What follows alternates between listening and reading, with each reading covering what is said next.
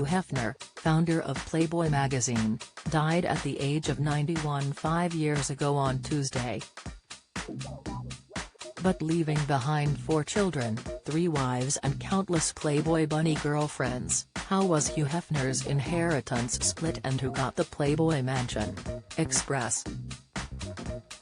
Co.uk explores what we know about the magnate's money. When Hefner died in 2017, allegedly from sepsis brought on by a E.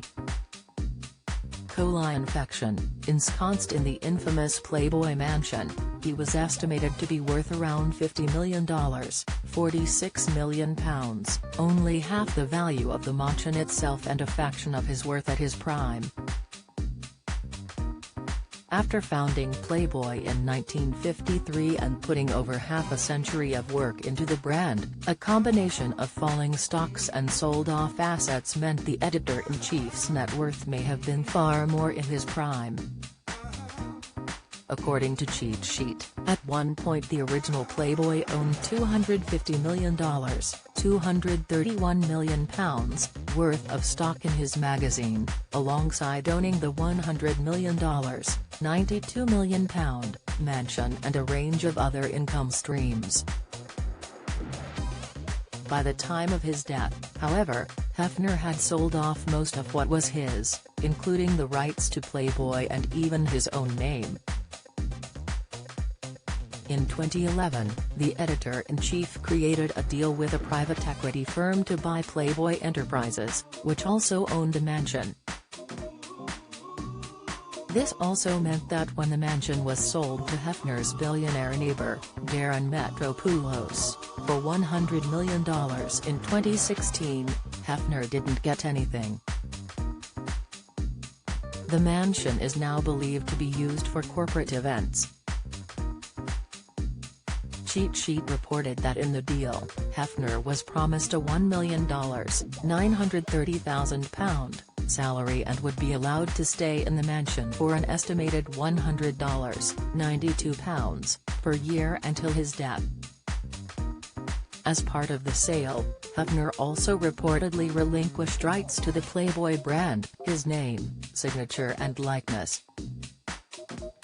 While this deal likely saw Hefner's income tanking, his living expenses were also enormous, with numerous live-in girlfriends and his family to support. His monthly expenses reportedly included $46,000, £42,000, on food, entertainment and healthcare, $20,000, £18,000, on alimony from his 2 ex-wives and $54,000, £49,000, to maintain the mansion. What was left of his multi-million-pound fortune was reportedly split between his third wife, Crystal Hefner, 36 and his 4 children Christy, 69, David, 67, Marston, 32 and Cooper, 31. The Independent reported in 2017 that a particular clause in Hefner's will would mean the beneficiaries would not receive a penny if they abused drugs or alcohol. The entrepreneur had lived an extravagant lifestyle in the public eye, but had worked hard for decades to make it there. Hefner had originally started as a copywriter for men's magazine Esquire but left on bad terms in the early 50s. The writer left the publication in 1952 after he was reportedly denied a $5 £4.63 pay raise, equivalent to $55.88, £51.70, the day after adjusting for inflation.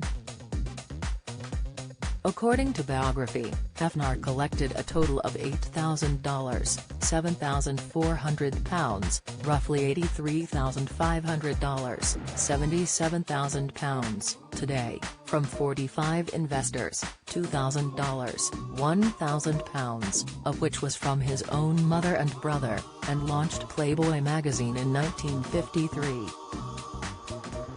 Hefner's father reportedly declined to contribute to his son's enterprise as he believed magazines were an abysmal investment play.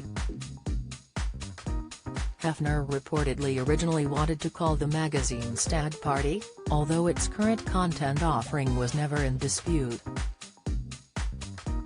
Unfortunately, Hefner ran into trademark infringements with his original name and was forced to change the name by the pre-existing Stag magazine.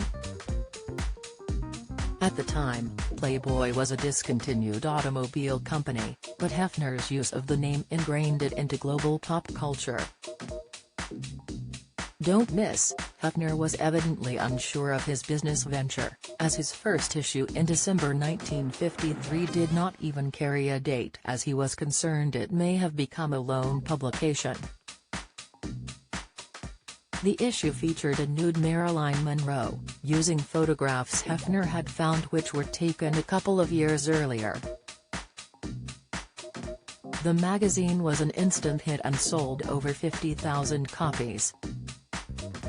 Many originally dismissed the magazine as a pornographic publication, to which Hefner responded by vastly broadening the content to where the magazine is now equally now for entertainment news and interviews as it is for salacious images. Monroe's influence on the magazine's success likely imprinted on Hefner as he purchased the grave plot next to hers in 1992 at the Pierce Brothers Westwood Village Memorial Park.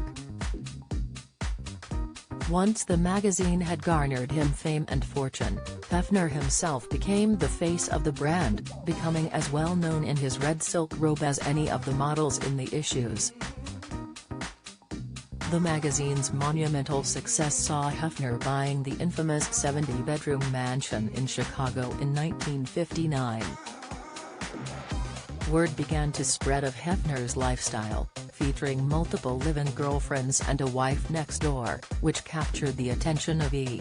Network executives, and they created the reality show Girls Next Door. Girls Next Door followed Hefner's girlfriends, also known as playmates or bunnies, living in the mansion. Since his passing, countless former bunnies have revealed their experiences in the mansion, claiming Hefner was a manipulative and controlling man and that the show didn't capture their reality. Holly Madison and Bridget Marquardt have been particularly outspoken, telling their side of the Playboy story and claiming the girls who were featured on the first season of Girls Next Door didn't see a dime for their efforts. The duo started their own podcast this year discussing their time in the mansion, Girls Next Level, where Marquardt, who was known to be one of Hefner's top girls at one point, claimed that the coveted position made her life in the mansion worse. She claimed his favorite bunnies would not get their own rooms, having to stay overnight in Hefner's room and were constantly under the microscope.